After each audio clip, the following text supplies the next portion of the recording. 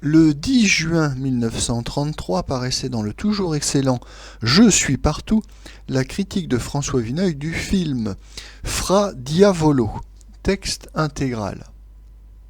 Il ne faudrait jamais se hâter de faire confiance aux Américains.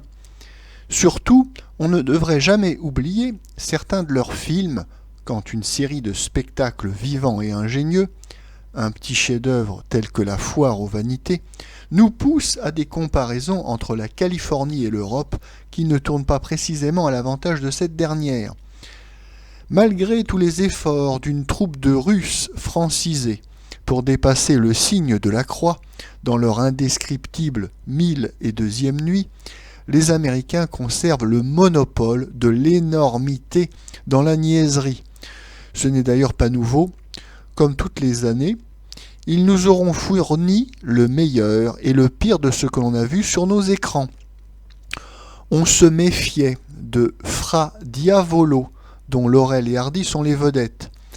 Les longs métrages ne leur portent pas chance, comme à tant d'autres excellents clowns. Qui a pu souffler aux financiers de la Metro-Goldwyn l'idée saugrenue de faire mettre à l'écran Fra Diavolo, l'antique opéra d'Auber? De tels projets ne pouvaient se soutenir qu'à la condition de recommencer Le Million de René Clair. Mais autant demander à un journaliste américain de réécrire Candide. Faute de quoi, Hollywood se mesure, pour le goût et l'intelligence scénique, avec les théâtres municipaux du Dakota et du Nebraska. On ne nous épargne pas une ligne du livret.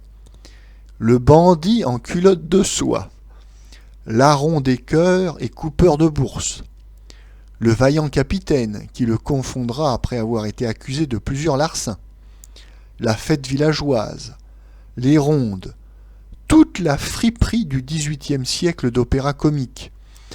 Aucune différence notable avec les premiers jours du cinéma sonore, la photographie à bout portant de paillasse. Infâme cartonnage du décor, baryton dégoisant 3 fois de suite le même air en gros plan. Laurel et Hardy, heureusement, chantent beaucoup moins. La nullité du scénario rend difficile leur rôle de laquais bouffon de l'ancien répertoire. Mais Laurel est un de ces admirables clowns qui peuvent se passer presque entièrement d'accessoires, nous divertir aux larmes pendant un quart d'heure avec une corde, une chaise, ou même simplement avec leurs doigts, comme dans la scène où il prétend apprendre un jeu de société au grave et gros Olivier Hardy. 2 tableaux au moins, détachés de Fra Diavolo, nous divertiraient à l'égal des meilleures entrées de ces pitres classiques. La pendaison de Hardy par Laurel éploré, la cuite énorme que Laurel ramène de la cave avec un broc de Château Laffitte, le rire inextinguible de Laurel, comme ses pleurnicheries, se meut dans des régions inconnues de nos oreilles.